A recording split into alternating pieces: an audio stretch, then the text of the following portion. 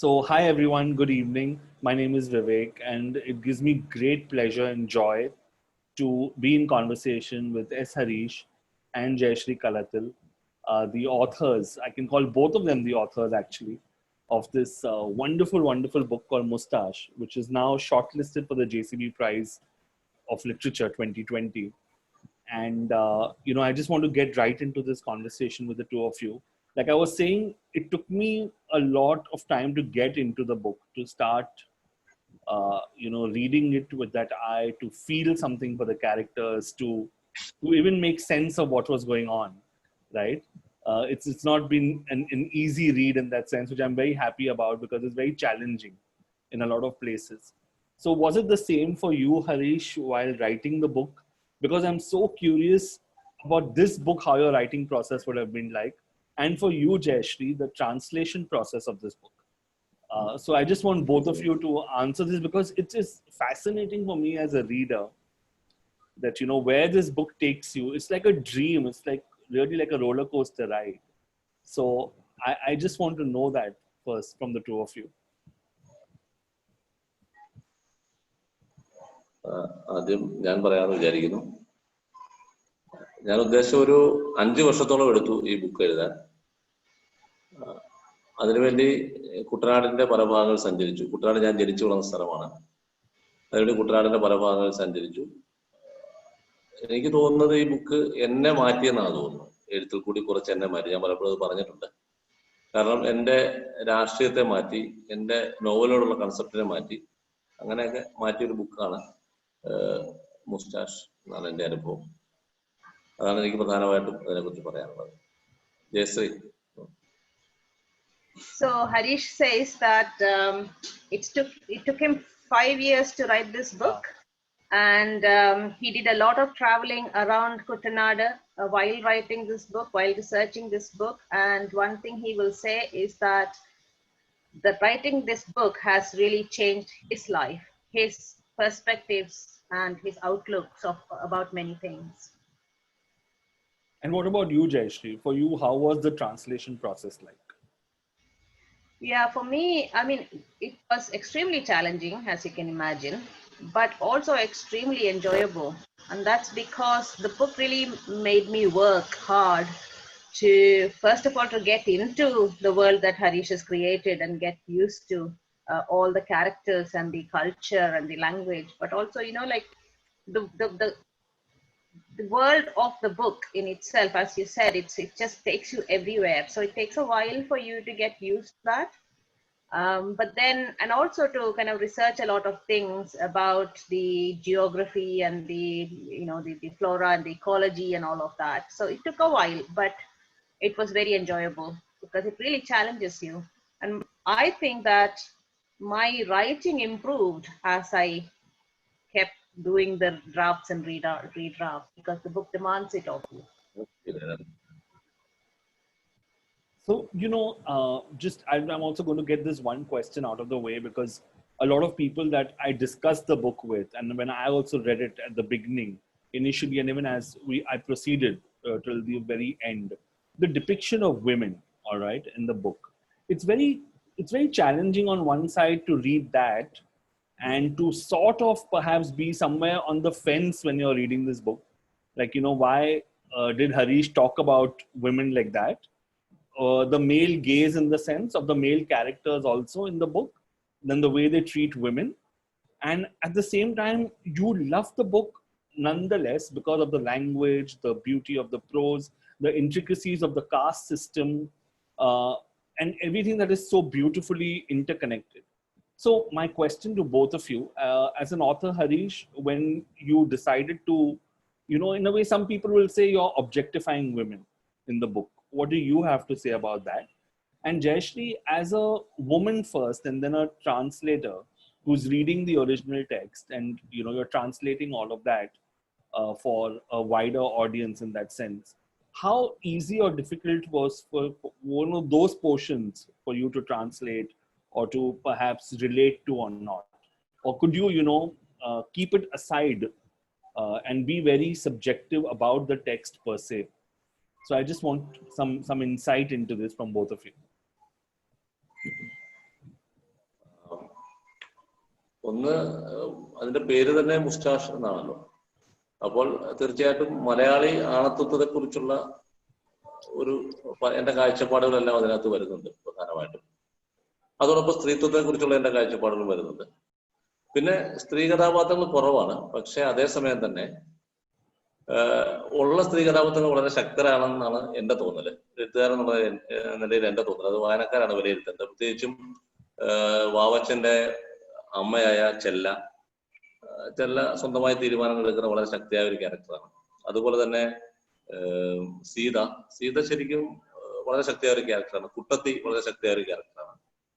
അതായത് നമ്മൾ മീശയിൽ പറഞ്ഞിരിക്കുന്ന ഏറ്റവും പ്രധാന കാര്യം, മീശയെ പേടിക്കുന്നത് ആണുങ്ങളാണ്, മീശയെ പേടിക്കാത്ത സ്ത്രീകളാണ്. സ്ത്രീകൾക്കാണ് മീശയോട് ഒരു പേടിയും ഇല്ലാത്തത് എന്നാണ് നമ്മൾ അതിൽ കൂടി പറയുന്നത്. അതായത് തീർച്ചയായിട്ടും ഒരു ആണത്വത്തെ ചോദ്യം ചെയ്യുന്ന പുരുഷത്വം എന്ന് നമ്മൾ പറയുന്ന മലയാളി പുരുഷത്വത്തെ ചോദ്യം ചെയ്യുന്ന ഒരു പുസ്തകമായിട്ടാണ് മീശ ഞാൻ വിഭാവന ചെയ്തത്. അത് ആൾക്കാർ എങ്ങനെ അതിനെ കാണുന്നു എന്നത് അവർ തീരുമാനിക്കുന്നു.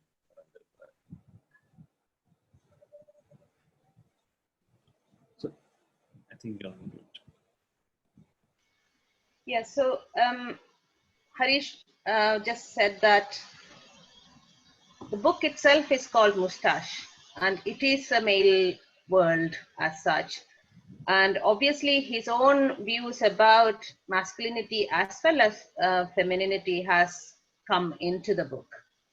But the way he thinks about it is that those who are afraid of the moustache, and by moustache it is the toxic masculinity or the Malayali toxic masculinity, are men.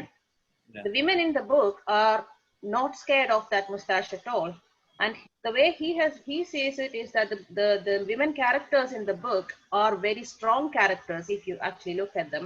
Chella, for instance, yeah. Sita, for instance, Kuttati, for instance. These are all very strong characters, and these are people who make their own decisions regardless of what is happening to them. And so the way Hareesh has conceptualized the book is about a critical conceptualization of Malayali masculinity itself. Of course, and rightly so, which reflects heavily in the book. What about your thoughts about these characters? Yeah. Like, I want to talk mainly about Kuttati also, because sorry to interrupt, I love her in the book a lot. I love Kuttati's character. I think more than Sita, for me, I think there was some connect with Kuttati on a very deeper level. So could you talk more about her also when you were translating, and you know, Hareesh later when you were writing it? So please go on, Jayesh. Okay. To answer one of the questions you asked in the previous question of yours, whether I found it difficult to translate, there are definitely sections in the book that I found absolutely difficult to translate. One of which is the scene where Bavachan attacks Sita. For two reasons. One is just the sheer description of it, and as a woman to write that and to find because one of the things I was absolutely not going to do was sanitize what is in the book, because what is in the book is fundamentally important to the story that Hareesh is trying to say. So I wasn't going to try and find words to make it slightly, you know, less problematic or whatever. But it was difficult as a woman to write that section. And it's also kind of slightly ambiguous, that particular scene, whether is it an attack, is it a, you know, what is it, you know, I read it as an attack. Yeah, me too. Yeah, so, and that's how I understood it. Now, for me, primarily as a reader, before I even translate, as a reader of Moustache, for me, it is absolutely clear that Moustache is a cutting critique of toxic masculinity, and a specific kind of toxic masculinity that is quite local to Kerala, and it is steeped in caste politics. And you know, I think one thing I've found when people have talked about the women characterization in Moustache, I think people also forget that these are also Dalit women characters. Exactly. Okay, people tend to forget the caste difficulty of the book and talk about the gender difficulty of the book. So they talk about objectification of women. But these are Dalit women who are being objectified. Seems to be lost in the conversation. But I think that is important for the book. and I don't know if I agree with to me, I think the discussion about objectification sort of is, it's not enough. I think we need to have a I more agree with you. in-depth Yes. discussion of that. And I agree with what Hareesh said about, on the one hand, we can read Chella, Sita, and Kutati as these women who are, oppressed and objectified. But on the other hand, if you read carefully, you see them for the strength that they have. And I think as a translator, once you find that, then you understand what the author is trying to do, what Hareesh was trying to create in this book. And I think that was when it became easier. But in terms of translating specific sections, of course, that's the message that the story is saying. And as a woman trying to translate it, it was difficult in those parts. Yeah. And for me, what I've thought was absolutely fantastic about the book is the non-linearity, the way chapters do not connect. They take off from someplace and they end somewhere else. There's subsections of stories within the larger story of Bavachan, and his search for something, either for a person or for a metaphor for his freedom, which he doesn't get in the end. And sorry for the spoilers, whoever has not read the book. But Hareesh and Jayasree, for you also, Hareesh, how difficult it was for you to put this on paper. It is there in your head, I understand, and you've created this world, but to put it on paper like this and then to go back to it, back and forth, because I'm only giving you my experience as a reader. For me, I would keep turning pages back and then again a little ahead just to see if I missed out on something or not. And the places, the names. It is such a rich, fantastical world that you've created. How did you do that? അതില് ഞാൻ പ്രധാനമായിട്ടും എനിക്ക് ഈ പുസ്തകം translate ചെയ്യപ്പെടുമ്പോൾ ഉണ്ടായിരുന്ന പ്രധാന ആശങ്ക അതായിരുന്നു. ഇതെങ്ങനെ ഇത് ആളുകളിലോട്ട് എത്തും, ഇംഗ്ലീഷിലെ ആളുകളിലോട്ട് എത്തും എന്ന് ഞാൻ വിചാരിച്ചിരുന്നു. കാരണം മുമ്പേ പറഞ്ഞ പോലെ ധാരാളം ക്യാരക്ടേഴ്സ്, ധാരാളം സ്ഥലങ്ങള്, അതായത് ഒരു കുട്ടനാടുകാരനെ സംബന്ധിച്ച് പോലും ബുദ്ധിമുട്ടുണ്ടാക്കുന്ന രീതിയിൽ, വായനയ്ക്ക് പ്രശ്നം ഉണ്ടാക്കുന്ന രീതിയിലുള്ള സ്ഥലങ്ങളുടെ വിവരണം അതിന് ഉണ്ടെന്ന് എനിക്കറിയാം. പക്ഷെ ജയശ്രീ അത് ഭംഗിയായിട്ട് ചെയ്തു. അതുകൊണ്ടാണത് ആൾക്കാരിപ്പം ഒരു പരിധിവരെ ഇംഗ്ലീഷ് നന്നായിട്ട് വായിക്കപ്പെടുന്നതെന്ന് ഞാൻ വിചാരിക്കുന്നു. പിന്നെ അത് എഴുതാനുണ്ടായ ബുദ്ധിമുട്ട് എന്ന് പറഞ്ഞാല്, അങ്ങനെ ഒരു ബുദ്ധിമുട്ട് എനിക്കതിൽ ഫീൽ ചെയ്തിട്ടില്ല. കാരണം ഞാൻ ചെറുപ്പം മുതലേ കുട്ടനാടിൽ ജീവിച്ചു വളർന്ന ആളാണ്, കുട്ടനാടൻ ഫോക്ലോറിൽ ജീവിച്ചു വളർന്ന ആളാണ്, ചെറുപ്പം മുതലേ അത്തരം കഥകൾ കേട്ട് വളർന്ന ഒരാളാണ്. അതുകൊണ്ട് തന്നെ ഞാൻ മീശ എഴുതുമ്പോൾ, അല്ലെങ്കിൽ മുസ്റ്റാഷ് എഴുതുമ്പോൾ എന്റെ ആഗ്രഹം കുട്ടനാടൻ കഥ പറച്ചിലിന്റെ രീതി അതിനകത്ത് വരണം എന്നൊരു ആഗ്രഹം എനിക്കുണ്ടായിരുന്നു. കാരണം ഇന്ത്യൻ കഥ പറച്ചിൽ രീതി, അല്ലെങ്കിൽ സൗത്ത് ഏഷ്യയുടെ നമ്മൾ വിചാരിക്കുന്ന കഥ പറച്ചിൽ രീതി ഒരു കഥാപാത്രങ്ങളെ കൂടി തുറന്നു വിടുന്ന ഒരു കഥ പറച്ചിൽ രീതിയാണെന്നാണ് ഞാൻ വിചാരിക്കുന്നത്. ഒരു എന്താ പറയുക, നമ്മളിവിടെ കൂടിയാട്ടം, കഥകളി, ഇങ്ങനെ ഉള്ള കലാരൂപങ്ങളിലും നാടക കലാരൂപങ്ങളിലും ഒക്കെ ഉൾപ്പെടെ ഉള്ളത് ഒരു മനോധർമ്മം ആടുക എന്ന് പറഞ്ഞൊരു സംഭവമുണ്ട് നമ്മളിവിടെ. അതോടൊപ്പം വിസ്തരിക്കുക എന്ന് പറയും, നമ്മുടെ സംഗീതത്തിലൊക്കെ വിസ്താർ എന്ന് നമ്മൾ പറയുന്നത്, വിസ്തരിക്കുക എന്ന സ്വഭാവം നമ്മുടെ കലകൾക്ക്. അത് ഇതിൽ കൊണ്ടുവരണം എന്ന് ഞാൻ വിചാരിച്ചിരുന്നു. ആ മനോധർമ്മത്തിന്റെയും വിസ്താരത്തിന്റെയും ഭാഗമായിട്ടാണ് കൂടുതലും അതിന്റെ നോൺ ലീനിയർ സ്വഭാവം വന്നത്. അത് എന്നെ സംബന്ധിച്ച് അധികം ബുദ്ധിമുട്ടായിരുന്നില്ല എഴുത്തിനെ സംബന്ധിച്ച്. എനിക്ക് പറ്റുന്ന ഒരു എഴുത്ത് രീതിയാണ് അതെന്നാണ് വിചാരിക്കുന്നത്.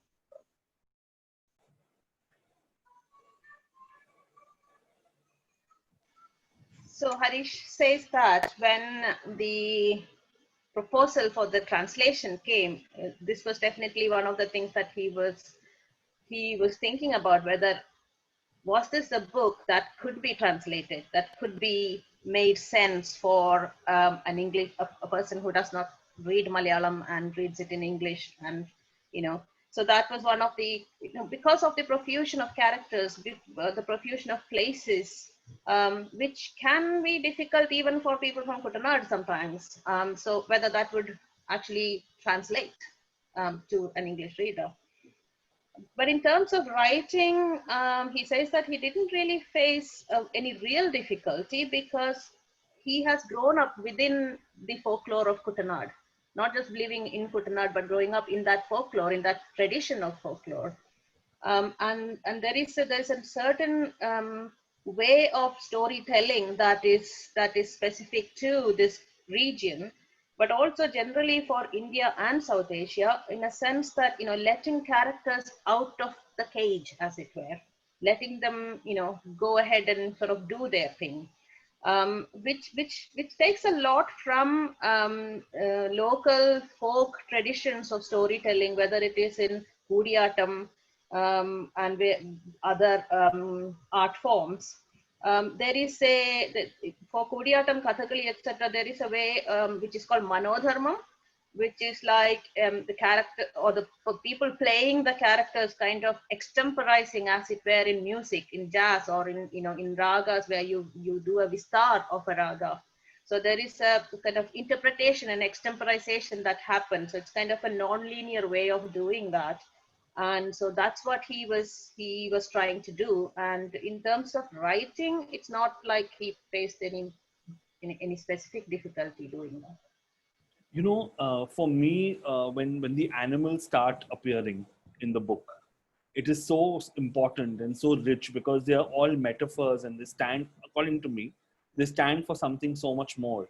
Like the crocodile, that Babachan goes on the crocodile's back when he wakes up, and, you know, almost he's like the only person, and there's nobody in sight, and you know, there's fear and there's danger.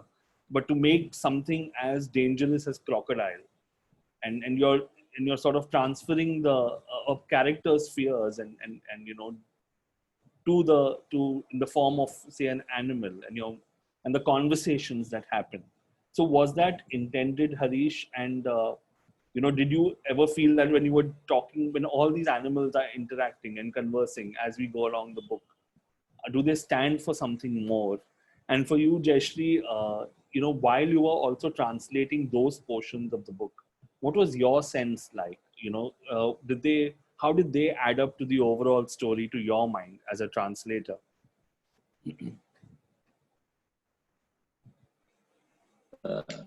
കുട്ടനാടിനെ സംബന്ധിച്ചിടത്തോളം പ്രകൃതി, അതിലെ ജീവജാലങ്ങളൊക്കെ വളരെ പ്രധാനപ്പെട്ട ഒരു കാര്യമാണ്. കാരണം കുട്ടനാട് യഥാർത്ഥത്തിൽ മനുഷ്യന് വേണ്ടി ഉണ്ടാക്കപ്പെട്ട ഒരു സ്ഥലമല്ല കുട്ടനാട്. അത് ഒരു ചതുരായിരുന്നു. അതിനെ മനുഷ്യൻ പരിസരപ്പെടുത്തി ഒരു കൃഷിസ്ഥലമാക്കിയ സ്ഥലമാണ്. അതുകൊണ്ട് തന്നെ ധാരാളം ജീവജാലങ്ങൾ കുട്ടനാട്ടിൽ നശിപ്പിക്കപ്പെട്ടിട്ടുണ്ട്. അതോടൊപ്പം തന്നെ അതിന് കുട്ടനാട്ടിലെ ജലജീവിതം, മനുഷ്യന്റെ ജീവിതം ഒരു ജലജീവിതമാണ്. കാരണം ജലനിരപ്പിൽ ധാരാളം കൃഷി ചെയ്യുന്ന സ്ഥലമാണ്. ലോകത്തിലെ പോളണ്ട് കഴിഞ്ഞാൽ കുട്ടനാടാണ് ജലനിരപ്പിൽ ധാരാളം കൃഷി ചെയ്യുന്ന ഒരേ ഒരു സ്ഥലം. അപ്പോൾ അതുകൊണ്ട് തന്നെ ജലജീവിതവുമായിട്ട് ബന്ധപ്പെട്ടാണ് കുട്ടനാടുകാരുടെ ജീവിതം. മുതല ഉണ്ടായിരുന്നു, കുട്ടനാട്ടിലേതായ സവിശേഷ രീതിയിലുള്ള താറാവുകളുണ്ട്,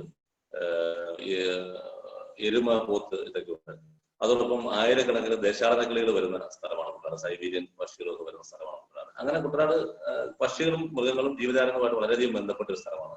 അതിന്റെ ഫ്ലോറ ആൻഡ് ഫോറ വളരെ വിപുലമാണ്. അതുകൊണ്ട് തന്നെ ഓരോ കുട്ടനാടുകാരുടെ ജീവിതം അതുമായിട്ട് വളരെ ആഴത്തിൽ ബന്ധപ്പെട്ടാണ് ഇരിക്കുന്നത് ഞാൻ കരുതുന്നു. അതുകൊണ്ട് തന്നെ കുട്ടനാടിനെ കുറിച്ച് ഒരു നോവൽ എഴുതുമ്പോൾ തീർച്ചയായിട്ടും അതിലൂടെ കടന്നേ നമുക്ക് പോകാൻ സാധിക്കുകയുള്ളൂ. പിന്നെ ഈ മുതലയെ കുറിച്ചൊക്കെ പറഞ്ഞതിനകത്ത് തീർച്ചയായിട്ടും എൻ്റെ ഒരു ഉത്കണ്ഠ ഉണ്ടായിരുന്നു. അവിടുത്തെ ജീവജാലങ്ങൾ നശിക്കുന്നതിലും അവിടുത്തെ പ്രകൃതി നശിക്കുന്നതിലും ഒക്കെയുള്ള എൻ്റെ വലിയൊരു ഉത്കണ്ഠ അതിനകത്തുണ്ടായിരുന്നു. അതാണ് ഞാൻ പ്രധാനമായിട്ട്, അതൊരു രൂപകം എന്ന രീതിയിൽ കുറഞ്ഞു കാണുകയല്ല ഞാൻ അതിനെ ചെയ്തത്. അത് കഥയുടെ ഭാഗം തന്നെയാണ് എന്നാണ് ഞാൻ വിചാരിക്കുന്നത്. വാവച്ചനോളം തന്നെ പ്രാധാന്യം മുതലയ്ക്കും അതിലെ പോത്തിനും ഒക്കെ ഉണ്ടെന്ന് തന്നെയാണ് ഞാൻ വിചാരിക്കുന്നത്.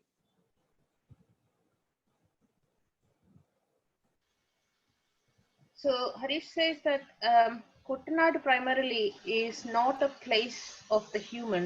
It is the place of its nature and its creatures. It is a place that is built up from swamp and water for, you know, by men to cultivate, by human beings to cultivate. But primarily, it is of its nature and its creatures. The people there lead a kind of amphibious water-based life, not just as paddy cultivators, but also because of its rich canals and lakes, and, you know, just essentially it's a waterscape. And it has its own, you know, there are crocodiles, there are ducks which are specific to the region, and it is rich in migratory birds who come. So any person who's writing, and specifically Hareesh, when he's writing about Kuttanad, there is no way he can write a story about Kuttanad without its flora and its fauna and its creatures. that is the only way he can write about it. But he also says that, but his anxiety and his concern about the destruction of nature that is taking place in Kuttanad is also in the book. Yeah. And that for him, the crocodile and the buffalo, etc., are as important characters as Vavachan himself. So they, they are very much part of the story. They are actual characters rather than probably. I think in some ways he was probably responding to your comment about there being metaphors, Yes. but I think it's I think it's a bit more than that. Is the sense I'm getting. Yeah, even I thought that. So thanks for answering that. Please continue. Yeah. So for me, that's how I saw it as well. When I mean, there's a couple of things. So on the one hand, you can almost imagine Moustache as a kind of modern Panchatantra. Yes.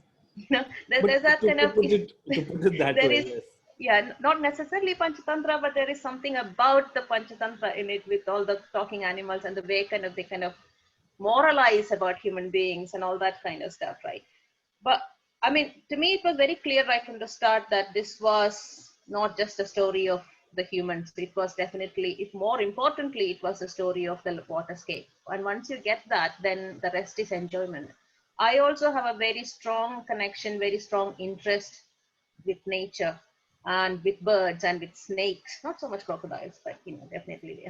But once you have that, and for me, it was an enjoyable experience of trying to research it, trying to inhabit it, and trying to kind of try and do as much as possible what Hareesh was trying to say in Malayalam and bring that out in English.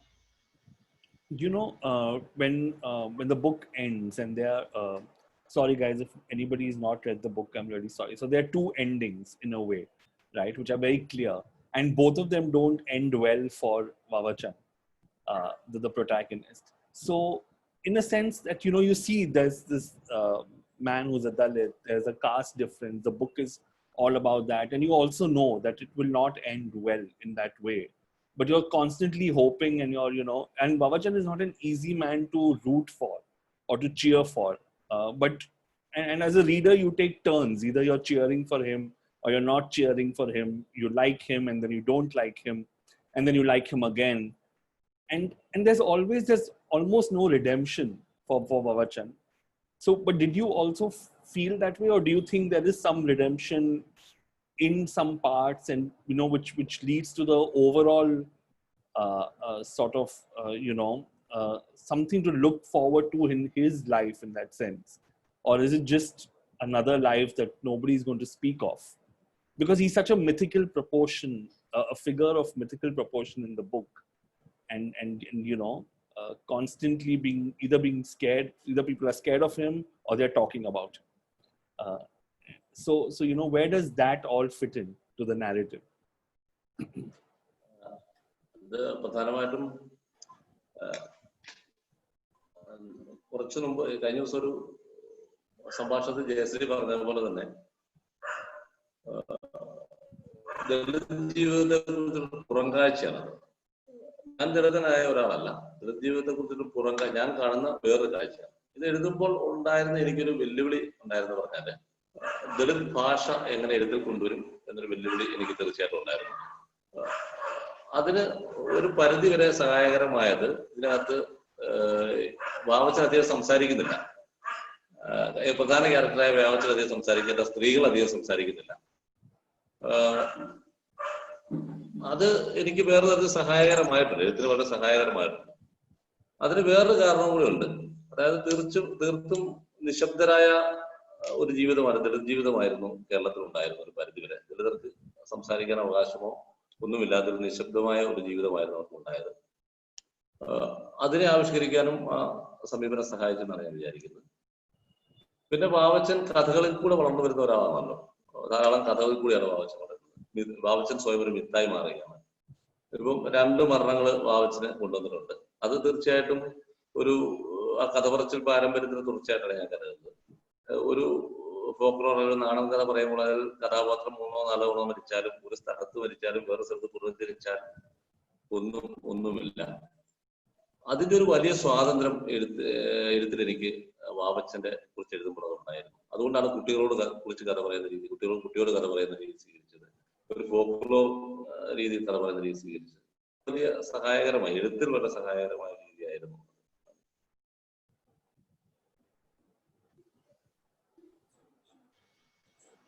Okay, so I mean, in one of the early discussions we had, there was something that I was asked about whether this was Dalit literature or something like that. In relation to that, I had said that this is almost like an outsider's look about Dalit life. Yeah, and how one of the concerns that Hareesh had was about how to write the Dalit language of the time. I mean, and remembering that this is set in a different time. But if you notice in the book, Vavachan, who's the main character, doesn't talk much. The women characters don't speak much. And it in some ways reflects the Dalit life of the time. It was a silent life. There was no right to speak very much. So it kind of reflects the time, but it also liberates the writing of the story in some ways. And Vavachan is somebody who grows through the stories that are told about him and the songs that are sung about him.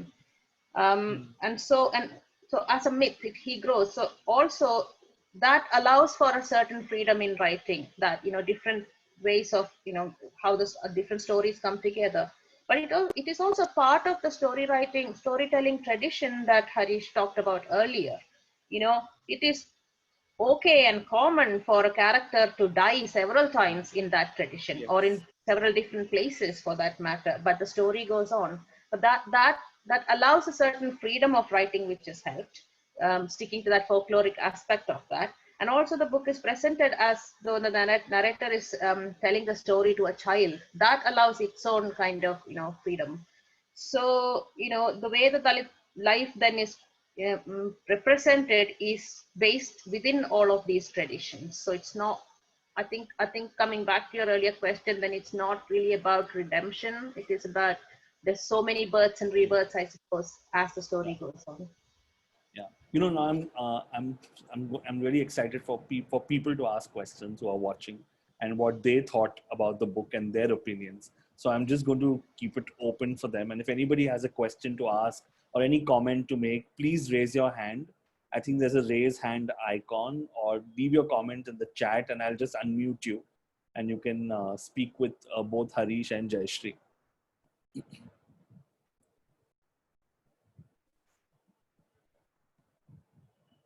Okay, I'm not. I think people are shy.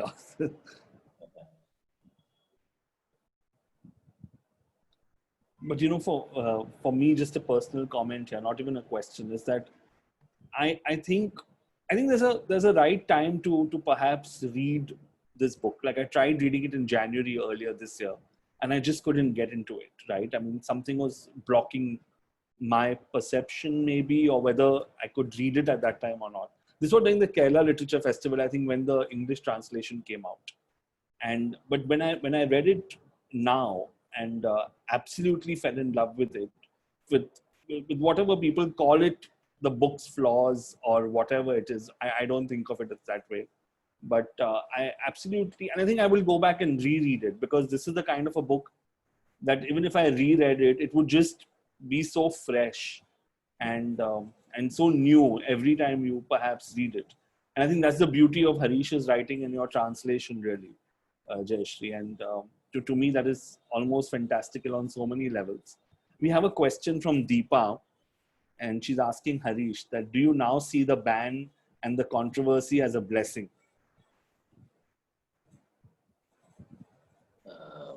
ഒരിക്കലുമില്ല. ഒരു പുസ്തകത്തെ സംബന്ധിച്ച് ഏറ്റവും ദോഷം ചെയ്യുന്ന കാര്യമാണ് ഒരു വിവാദം. അതൊരു വിവാദം ഉണ്ടായി കഴിഞ്ഞാൽ ആ പുസ്തകം അതിന്റെ യഥാർത്ഥ അർത്ഥത്തിൽ വായിക്കപ്പെടുകയില്ല എന്ന് തന്നെയാണ് ഞാൻ കരുതുന്നത്. മീശയ്ക്ക് മലയാളത്തിൽ ഒരു പരിധി വരെ സംഭവിച്ചിട്ടുണ്ട്. കാരണം മീശ വായിച്ചവര് ഭൂരിഭാഗവും വിവാദത്തിന്റെ അടിസ്ഥാനത്തിൽ മാത്രമാണ് മീശ വായിച്ചത്.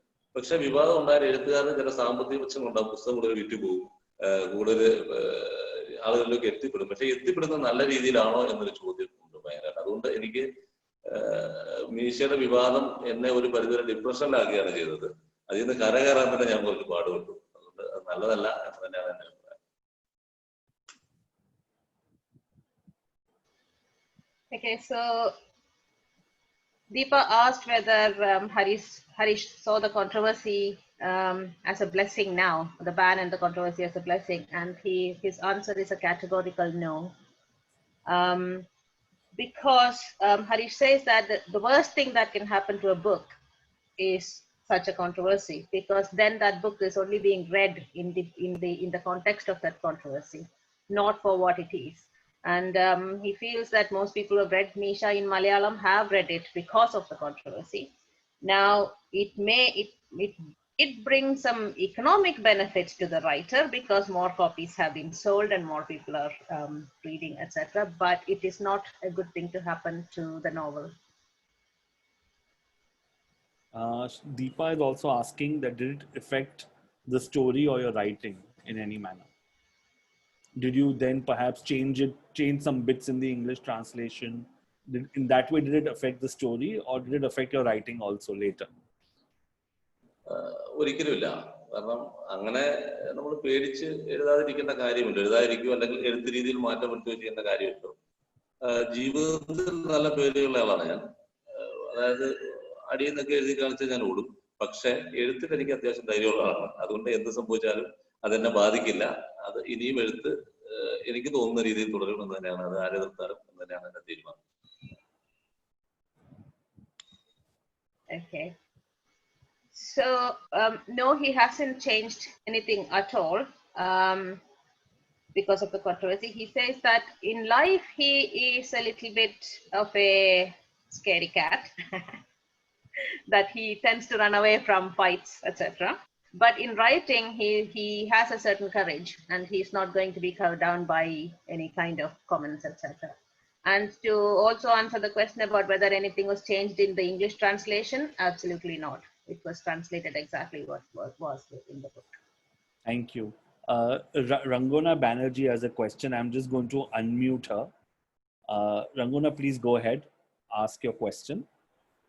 Okay, so this is kind of a very cliche question, but what drove you to write this book? What plunged you into something? Like, was there an inspiration, a person, or an environment that drove you to write this book? I'm very interested to know.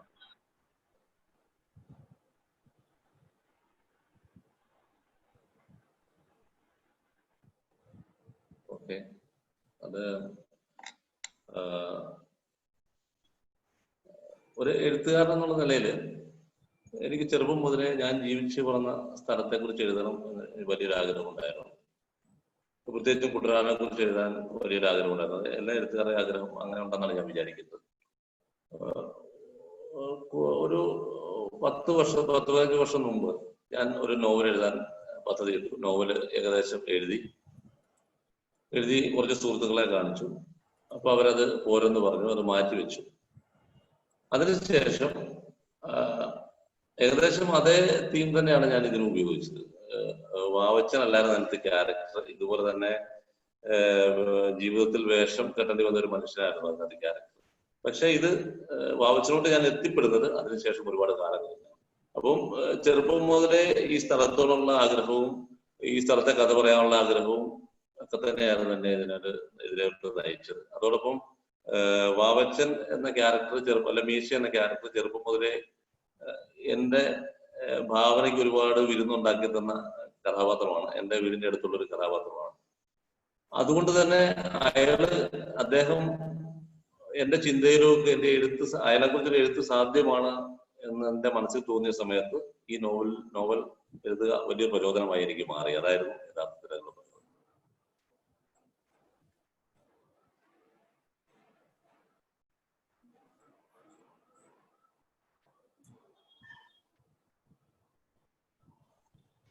Okay. Hareesh says that he's always wanted to write about Kuttanad, where he's from, where he's grown up. Around 10-15 years ago, he had started writing a novel and he had shown it to some of his friends, but then, the feedback was that it hadn't really worked out and he had set it aside. So in this book, there are same themes here. It is, although not Vavachan, it was about somebody who had to sort of put up a costume in life, etc.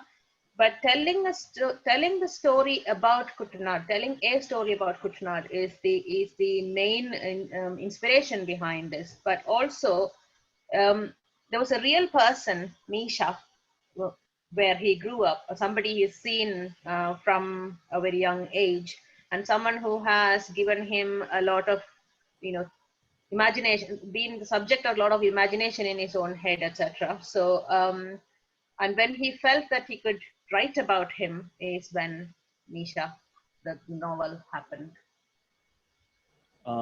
We've got a question from Apurva. I'm just going to unmute Apurva. Apurva, please go ahead.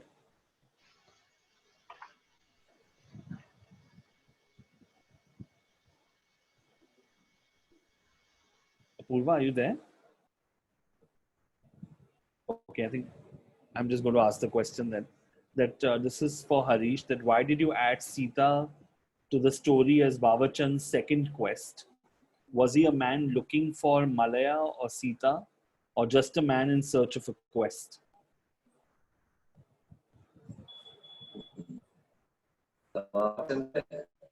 തീർച്ചയായും ബാബച്ചന്റെ രണ്ടാമത്തെ ആഗ്രഹമല്ല സീത, രണ്ടാമത്തെ അന്വേഷണമല്ല, രണ്ടാമത്തെ ആഗ്രഹമല്ല സീത.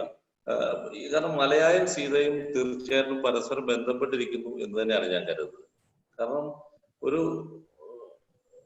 ഇന്ത്യയിലെ ഒരു ഏറ്റവും വലിയ പ്രശ്നം അന്നും ഇന്നും ജാതി തന്നെയാണ് എന്നാണ് ഞാൻ കരുതുന്നത്. ഈ ജാതിയാണ് നമ്മളെ സംബന്ധിച്ച് സ്വതന്ത്ര ജീവിതം സാധ്യമാക്കാത്ത ഒരു കാര്യം. ഇന്ത്യൻ സമൂഹത്തിൽ ജാതി തന്നെയാണ്. ഇഷ്ടമുള്ള ഇണയെ കണ്ടെത്താൻ സാധിക്കാതിരിക്കുക, ഇഷ്ടമുള്ള ജീവിതം ജീവിക്കാൻ സാധിക്കാതിരിക്കുക. അപ്പൊ ഇത് രണ്ടും കുട്ടനാട്ടിൽ വാവച്ചൻ ജീവിക്കുന്ന പരിസരത്ത് സാധ്യമല്ല എന്നൊരു ഉറച്ച ബോധ്യം വാവച്ചന് ഒരുപക്ഷെ ഉണ്ടായി കാണും. അതുകൊണ്ടാണ് വാവച്ചൻ മീശ വെച്ച് വേറൊരാളായി മാറിയ വാവച്ചൻ, മീശ വെച്ചതോടുകൂടി സ്വാതന്ത്ര്യത്തിലോട്ട് എത്തിപ്പെട്ട ഒരു Vavachan.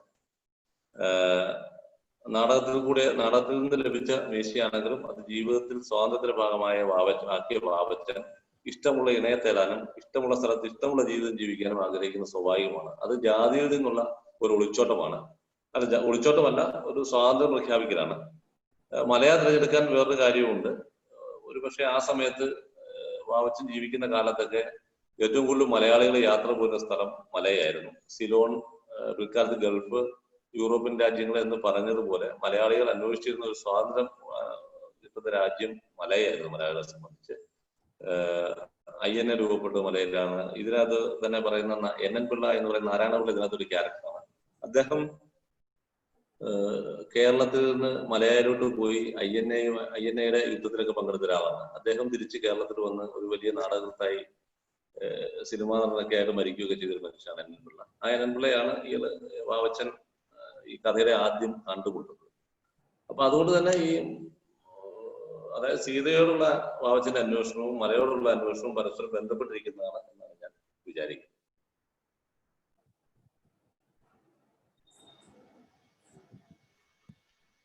Hareesh, Malaya and Sita are connected. They are not separate quests. He believes that caste is the real issue in India. It was then as it is now. And that is something that has denied freedom, denied the right or the freedom to choose your mate, to live as you want, to make a living as you want, etc. So it's simply not possible to live within that caste society with that with the kind of freedom that you might have.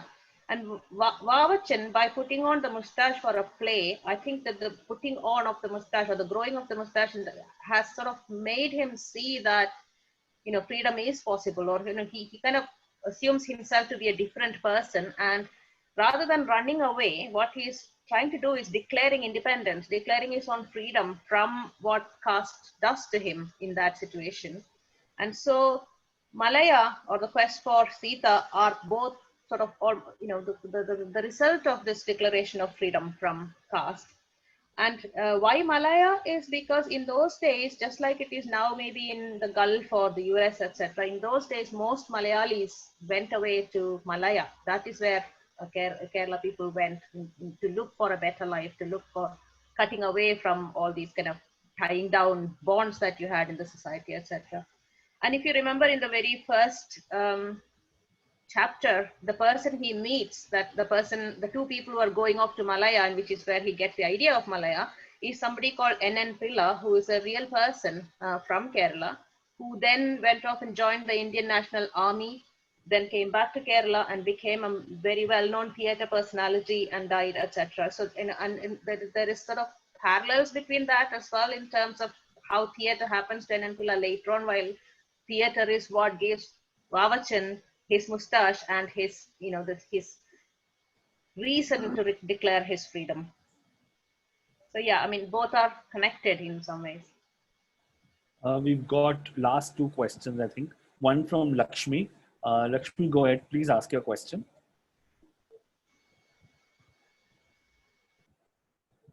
Okay, I'm unmuting her.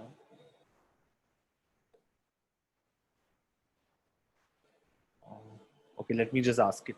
She feels, do you feel that the response Moustache evokes is different that what you got for Misha due to everyone's varied cultural positions from which the book is read?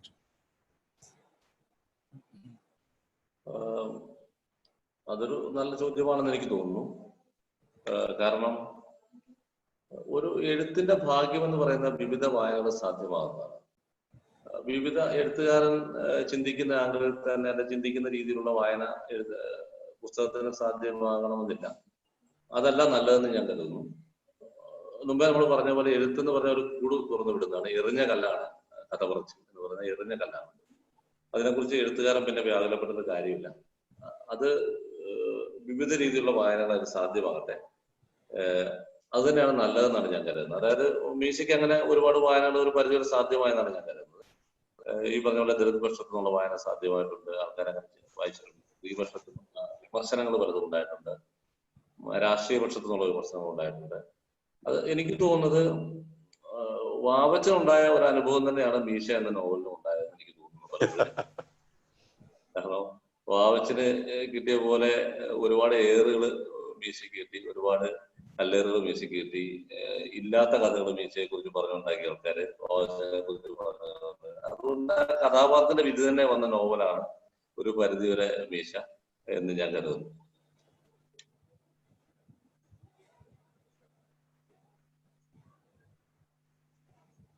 So it's a good question, it says. One of the best things that can happen to a novel or a book is that there are different readings that people do to it. I mean, there are different ways of reading the book. There are diverse readings that happen when people read it. Because writing a story for Hareesh is, as he said earlier, is about releasing the characters from a cage, as it were. It is a stone that has been released from a catapult, perhaps. It's letting go. And once it's let go, people read it differently. And as much of different readings are possible, that's the best thing that can happen to a novel. For Misha, of course, there's been diverse readings. There's, people have read it from a Dalit perspective. People have read it with political perspective. It's been read from a controversial, perspective of the controversy and so on. But he also feels that Misha, the novel, has suffered the same fate as its main character, Vavachan. Because stories have been told about him and stories have been told about the novel. People have made up their own, stories about what is in the book, just as they have done with Vavachan. So there is some kind of a parallel between what has happened to Vavachan in the book and that has happened to the book that is about Vavachan. Wow, which is so interesting and so true in that way. We've got a last question from Ravi. I'm just going to see if Ravi, please go ahead, ask your question. Hello, good evening, Hareesh. Good evening, Jaya. ഹരീഷിനോട് മലയാളത്തിൽ ചോദിക്കണോ ഇംഗ്ലീഷിൽ ചോദിക്കണോ എന്ന് അറിയില്ല. Anyway ഞാൻ ഇംഗ്ലീഷിൽ ചോദിക്കാം. were you really disappointed that Madhurabhumi stopped serializing your novel, and in spite of so many cultural leaders coming to support you, but still they didn't go ahead with that. Were you really disappointed? തീർച്ചയായിട്ടും ഞാൻ ഇത്തിരി disappointed ആയിരുന്നു ആ സമയത്ത്. കാരണം മലയാളത്തിലെ ഏതൊരു എഴുത്തുകാരന്റെയും ആഗ്രഹം മാതൃഭൂമിയിൽ നോവൽ വരണമെന്നാണ് ഏത് എഴുത്തുകാരന്റെ ആഗ്രഹം. മാതൃഭൂമി അന്നും ഇന്നും ഏത് കാലത്ത് മലയാളത്തിൽ പ്രധാനപ്പെട്ട ഒരു മാസിക തന്നെയായിരുന്നു. അപ്പോൾ ഞാൻ ആഗ്രഹിച്ചാണ് മാതൃഭൂമിയിൽ നോവൽ വന്നത്. പക്ഷെ ഞാൻ ഉദ്ദേശിക്കാത്ത ഒരു വിധത്തിൽ വലിയൊരു വിവാദം അതിനെക്കുറിച്ചുണ്ടായി. ഞാൻ നോവൽ എഴുതുമ്പോൾ തന്നെ ചില പ്രതികരണങ്ങൾ ഉണ്ടാകുമെന്ന് ഞാൻ വിചാരിച്ചിരുന്നു. പക്ഷെ ഞാൻ വിചാരിച്ച തരത്തിലല്ല പ്രതികരണം ഉണ്ടായത്. വേറെ പല ഭാഗത്തും പ്രശ്നം ഉണ്ടാകും എന്ന് കരുതിയത് ഒരു പ്രശ്നം ഉണ്ടായില്ല. ഒരു കാര്യവുമില്ലാത്ത ഒരു സ്ഥലത്ത് പ്രശ്നം ഉണ്ടായി. അതിനെ തുടർന്ന് നോവൽ പിൻവലിക്കേണ്ടി വന്നു. അത് എന്നെ സംബന്ധിച്ച് വളരെ ഡിസപ്പോയിന്റിംഗ് ആയ ഒരു സന്ദർഭമായിരുന്നു എന്റെ ജീവിതത്തിൽ. എന്നെ സംബന്ധിച്ച് അതിൽ നിന്ന് വിട്ടുപോരാനൊക്കെ വെച്ച് താമസം എടുത്തയാണ്. ആ സമയത്ത് ഒരുപാട് പേര് സുഹൃത്തുക്കള് പിന്തുണയുണ്ടായിരുന്നു. അത് ജീവിതത്തെ കുറിച്ച് വളരെ ഒരു ഉൾക്കാഴ്ച തന്ന സന്ദർഭമായിരുന്നു അത്. അതായത് നമ്മുടെ കൂടെ നിന്ന പലരും അതിനെ ഒപ്പോസ് ചെയ്യുക, സുഹൃത്തുക്കളാണെന്ന് കരുതിയവരെ ഒപ്പോസ് ചെയ്യുക. ഇപ്പോഴും എന്നോട് അതിന്റെ പേരിൽ സംസാരിക്കാത്തവരുണ്ട് നാട്ടില്. ഇപ്പൊ ഞാനൊരു വാടകയ്ക്ക് വീട്ടിൽ താമസിക്കുന്നു. ഇപ്പൊ ഈ വീട്ടിൽ എന്റെ അയലോക്കാരനോട് സംസാരിക്കില്ല, മീശ നോവൽ എഴുതിയതാണ് സംസാരിക്കില്ല. അങ്ങനെ ഒരുപാട് രസകരമായതും ദുഃഖകരമായ അനുഭവങ്ങളിൽ കൂടെ കടന്നുപോയ എഴുത്താണ് മീശയുടെ. എഴുത്തല്ല, അതിന്റെ പ്രസിദ്ധീകരണമാണ് മീശയുടേത്. പക്ഷെ ഇപ്പൊ ഞാൻ ഹാപ്പിയാണ്. കാരണം ഒരുപാട് പേര് നോവൽ വായിക്കുന്നു. പ്രത്യേകിച്ചും ഈ കൊറോണയുടെ സമയത്ത്, ലോക്ക്ഡൌൺ സമയത്ത് ഒരുപാട് പേര് വായിച്ചു, ഒരുപാട് നല്ല അഭിപ്രായങ്ങൾ കിട്ടി. അതുകൊണ്ട് ഇപ്പൊ ഞാൻ സന്തോഷവാനാണ്. ചോദ്യത്തിന് നന്ദി. മലയാളത്തിന്റെ ചോദ്യത്തിന് thank you.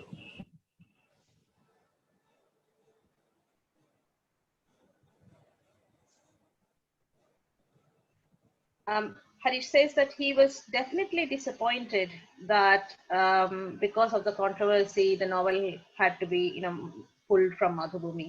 Because for every Malayali writer, publishing a novel in Madhubhumi is an important. It's something that they look forward to. It's an important cultural, literary institution in Kerala. So to have a novel published there is very important.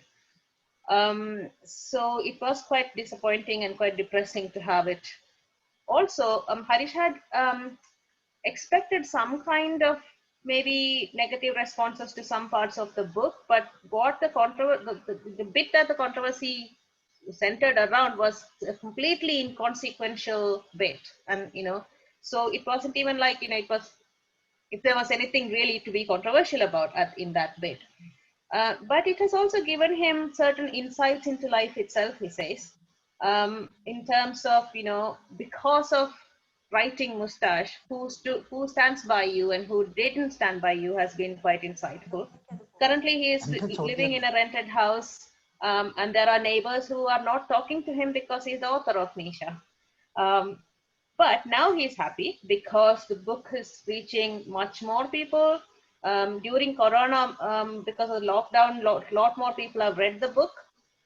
And the response is, sort of maybe it is going away from the controversy and being read for what it is itself. So that the fact that more people are reading it and responding to it has been very, very good here.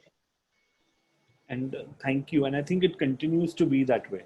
That more people should read it, and more people are reading it and responding to it in so many different ways. And there are different spectrums, that they love it or they hate it, but there's a reaction, there's a response. And when you read literature, no matter how you perceive it, as long as you're engaging with the text, I think it is so important. And just for this and for many more books to come, I mean, from Hareesh and also from you, not only as a translator, but as a writer, I think it just enriches readers' lives by so many miles and dimensions, that it adds that kind of push to our own existence. We have a question from Monica, and Jayasree, it is for you. She's saying that while translating Nisha, did you ever fear that people will not get the cultural references or geographical references? Okay, so I mean, that is true of translating any book. The biggest task for the translator is not just about language, it is about conveying what is in the book to a person who is probably not from that same culture. But the way I approached the book was not necessarily about thinking about I am going to convey the culture or geography to the reader, but it is about trying to find a way in which to tell the story that Hareesh has said in the best possible manner. So once I hope that, I mean, I'm sure there are bits in the book where people might be completely befuddled as to, trying to find out, what exactly is this. But my hope is that overall it has conveyed what is happening in the book, without really having to describe it too much through footnotes and all that kind of stuff. So once you focus on what the story is doing, what its characters are doing, what the action in the story is doing, I think you are able to somehow, convey that to the reader in English. But I'm sure there are bits where, it might be a little bit complicated. Having said that, one of the things that I found probably didn't quite get in my own first reading of Moustache is just as an example, is the extensive reference to Ramayanam, which is there in the book, right? It is not until once or twice Hareesh pointed it out to me, because when I was asking him a question and he would say, this is what I was thinking when I was writing it. And that kind of, once I got that, even for me, it was a little bit late to kind of get that. But I've seen people who read Moustache commenting on references to Ramayanam in the book, which means that without having to explain that this bit is from Ramayana, people are actually getting it. It probably says more about people's understanding of Ramayana than me as a translator, than about what I've done in the translation, I suppose. But yeah, I think it's good that people are getting it. That says a lot about the book in itself, because if people are getting that and then everybody, I think, has a own variation or understanding of Ramayana too, in that sense. Like, if you go down south to Sri Lanka, Ravan is not a villain. And that's what there's so much the intricacies in Moustache also, when it comes to juxtaposing it with Ramayana, is so beautifully done. And that's just something else. It's so stunning. We have a question from K. Akash for Hareesh, which I think is very interesting. Akash, would you like to just unmute and ask it yourself, please?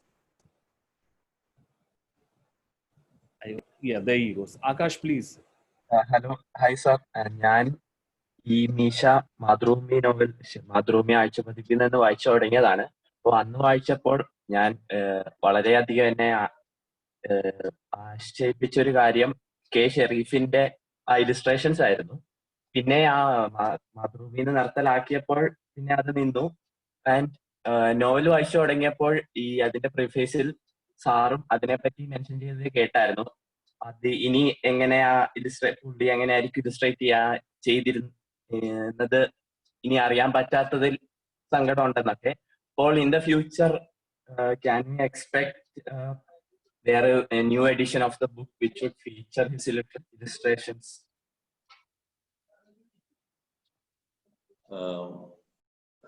അത് ശരിയാണ്.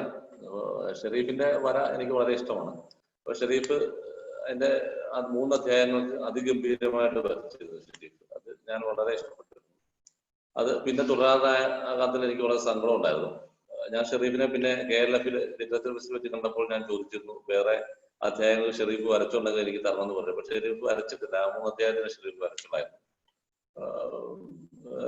ആകാശ് പറഞ്ഞ പോലെ എനിക്ക് അതിനകത്ത് വളരെ സങ്കടമുണ്ട്. പിന്നെ ഷെരീഫിന്റെ വര വെച്ച ഒരു എഡിഷൻ സാധ്യമല്ല. കാരണം ഷെരീഫ് മാതൃഭൂമിയിലെ ജീവനക്കാരനാണ്. ഈ പുസ്തകം ഇറക്കിയത് DC ബുക്സ് ആണ്. ആദ്യ സമയത്ത് ഈ ബുക്ക് മാതൃഭൂമി പ്രസിദ്ധീകരിക്കും എന്ന് കരുതിയ ബുക്കാണ്. പിന്നെയാണ് അത് DC-യോട്ട് വന്നത്. അത് സാധ്യമായിരുന്നെങ്കിൽ ഒരു പക്ഷേ ഷെരീഫിന്റെ വരയോടുകൂടി സാധ്യമാകുമായിരുന്നു. പിന്നെ ഓരോ പുസ്തകത്തിനും ഓരോ വിധിയുണ്ടല്ലോ, അതനുസരിച്ച് ഷെരീഫിന്റെ ഇലസ്ട്രേഷൻ ഇല്ലാതെ തന്നെ വരാനാണ് ആ ബുക്കിന്റെ വിധി. അതങ്ങനെ വരട്ടെ, നന്നാകട്ടെ എന്നാണ്.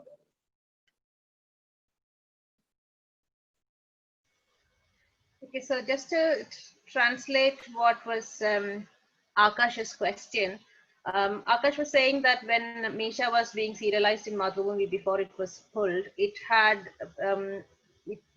it was accompanied by illustrations by K. Sharif, and which Akash had found quite interesting, and he was wondering whether there might be a later edition of the book with Sharif's illustrations within it.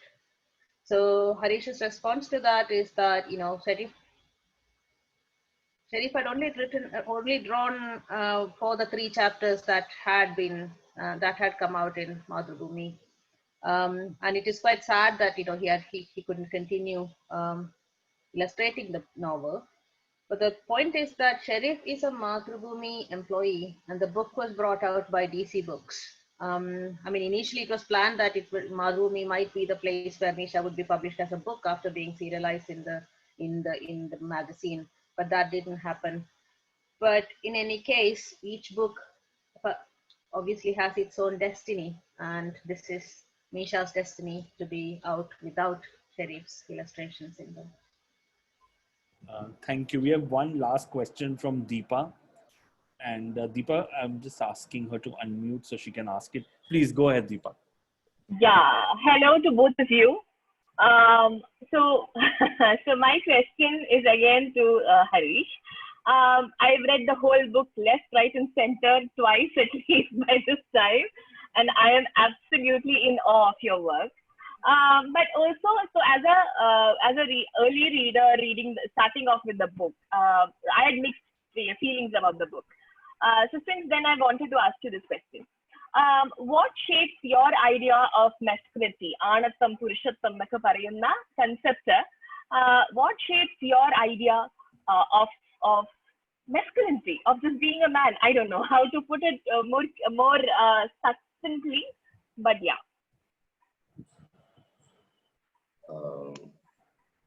വളരെ നല്ല ചോദ്യമാണ്. ഞാൻ ആണ് പെണ്ണ് എന്നൊരു വിഭജനമൊക്കെ അത് വളരെ കൃത്രിമമായ ഒരു വിഭജനമാണ്. നമ്മൾ ജൈവശാസ്ത്രപരമായ ചെറിയ വിഭജനം മാത്രമാണ് അത്. പക്ഷെ നമ്മുടെ സമൂഹം അതൊരു പെർഫോമൻസ് ആയിട്ടാണ് വിചാരിച്ചിരിക്കുന്നത്. ആണ് പെണ്ണ് എന്നൊക്കെ പറയുന്ന ഒരു പെർഫോമൻസ് ആണ് നമ്മുടെ സമൂഹത്തിൽ. ഒരാള് നമ്മുടെ സമൂഹത്തിൽ ആണായിട്ട് പെർഫോം ചെയ്യാൻ വിധിക്കപ്പെട്ടിരിക്കുകയാണ്. മുണ്ട് മാടിക്കുത്തി നടക്കുക, ഉച്ചത്തിൽ വർത്താനം പറയുക, ആരോടെങ്കിലും തെറി പറയുക. സ്ത്രീ ആണെങ്കിൽ വളരെ ഒതുങ്ങി ജീവിക്കുക, ഒരു എന്താ പറയാ നടപ്പിൽ വ്യത്യാസം വരിക, പുരുഷന്റെ സ്ത്രീ നടപ്പിൽ, ഇതൊക്കെ ഒരു പെർഫോമൻസ് ആണ്. അപ്പൊ ഇതൊരു നമ്മുടെ സമൂഹത്തിൽ തീർച്ചയായിട്ടും അതൊരു പെർഫോമൻസ് ആണ്. ആണാകുക പെണ്ണാകുക എന്നുള്ള പെർഫോമൻസ് ആണ്. അങ്ങനെ തന്നെയാണ് ഞാൻ കരുതുന്നത്. അതിനപ്പുറം അതിലൊന്നും ഇല്ല എന്ന് തന്നെയാണ് ഞാൻ കരുതുന്നത്. ആണും പെണ്ണും തുല്യ അവകാശങ്ങളും സ്വാതന്ത്ര്യവുമുള്ള ജീവികൾ, മനുഷ്യരാണ് എന്നാണ് ഞാൻ കരുതുന്നത്.